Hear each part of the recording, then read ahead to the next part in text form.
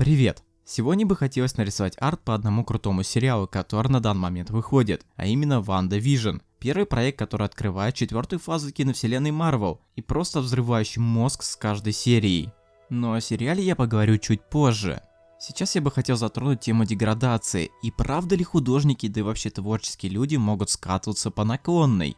Этим вопросом я задался совсем недавно, когда начал рисовать больше людей, чем антропоморфных созданий наподобие Соника и другой фурятины. Итак, я начал думать, что я деградирую, в плане навыка. Мне становится некомфортно от того, что у меня много чего не получается, и что моих знаний недостаточно для работы с гуманоидной формой жизни. Я больше 4 лет работал только над фуриподобными персонажами. Нарисовал более 300 работ, может быть больше, может быть меньше, неважно. Их анатомия для меня была проста в усвоении. Там не нужно было вырисовывать мышцы, только знать базовое построение фигурных форм. И все. Но тут я сталкиваюсь с людьми. Я и до этого их рисовал, но не так много, скажем так, с периодичностью пару раз в год. Однако мне захотелось прокачать свой скилл в рисовании человеков и сделать свое хобби более разнообразное. Вот поэтому и существует данный канал, где мы вместе с вами прогрессируем, растем и делаем контент все лучше и лучше. Что-то мы отбились от темы. Так вот, я начал рисовать людей и понял, что начал деградировать. Так я изначально думал, но пока вы не начали писать, что это нормально, я это и так понял. Нет, деградировать это не нормально, а нормально чувствовать такой диссонанс. Просто мне нынешнее положение в новинку, что-то новое и необузданное, к которому не притрагивалась моя скверная душа. Столкнувшись с этим впервой, было очевидно, что я подумаю о деградации, но как мы выяснили, это нормально. И нет, давайте не будем опять шутить.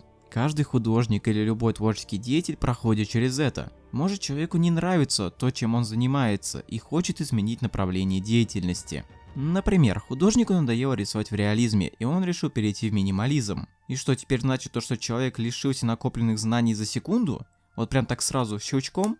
Нет, он просто решил перейти на ту сферу, где ему больше нравится и удобно. Это нормально и естественно. Те же музыканты, которые меняют жанр, переходят, например, с рэпа на рок или наоборот. Может быть, им просто надоело заниматься тем, чем они занимались. Я думаю, это весьма логично. И такое бывает.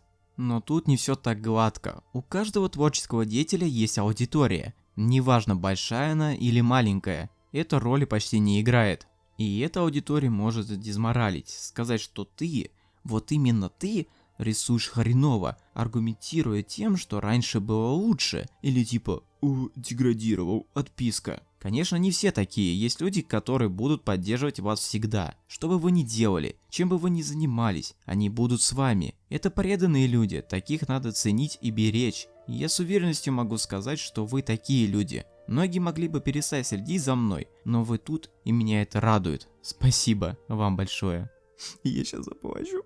В общем, делайте то, что вам нравится. Если вы сомневаетесь, то это хорошо. Все мы люди и испытываем разного рода эмоции. Если вы хотите поменять направление в творчестве, меняйте. Это не деградация, а наоборот прогресс, потому что вы становитесь разносторонней творческой личностью. И это делает вас уникальным. Вот, например, я начал рисовать людей. Да, у меня нехорошо получаются, есть косяки в анатомии, построении, может быть, перспективе тоже есть, но я не сдаюсь. Я знаю то, что я этому научусь и буду все лучше и лучше рисовать. И ваша поддержка мне это очень помогает и мотивирует.